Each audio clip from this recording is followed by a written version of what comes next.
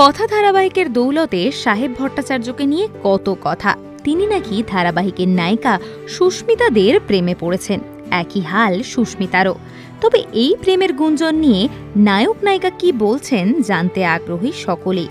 তবে সুস্মিতা তাদের প্রেমের গুঞ্জনে মোটেও ধোঁয়া দেননি। বলা যায় তিনি মুখে কুলু পেটেছিলেন।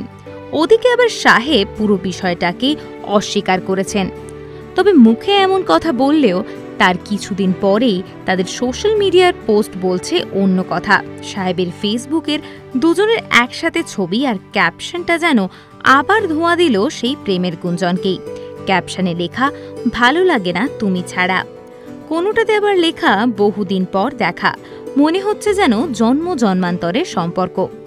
কোথাও সাহেবের ফেসবুকের একাকী ছবিতে লেখা রয়েছে, ছেলেরা ভালোবাসার অভিনয় করতে করতে কখন সত্যি সত্যি ভালোবেসে ফেলে তারা তা নিজেও জানে না।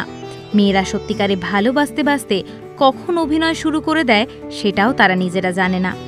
তবে এই পোস্ট নিয়ে সাহেবের কাছে জানতে চাওয়ায় সাহেবের চক্ষু চড়ক গাছ। প্রথমে তো তিনি বুঝতেই পারেননি যে এই পোস্টগুলো আসলে কিসের। পরে পেজ ঘেটে বোঝেন যে এই অ্যাকাউন্টটি তার না, একই ধরনের ফেক অ্যাকাউন্ট দিয়ে পোস্ট করা হয়েছে এইসব। অভিনেতার দাবি তিনি এই সম্বন্ধে কিছুই জানতেন না, কেউ কখনো এই বিষয়ে তাকে বলেওনি।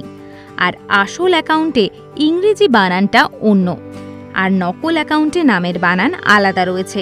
সম্ভবত তার কোনো ফ্যান ক্লাব থেকে পেজটি খোলা হয়েছে, এমনটাও ধারণা তার। তাই পেজটিতে তার আর সুস্মিতার ছবিতে রঙিন।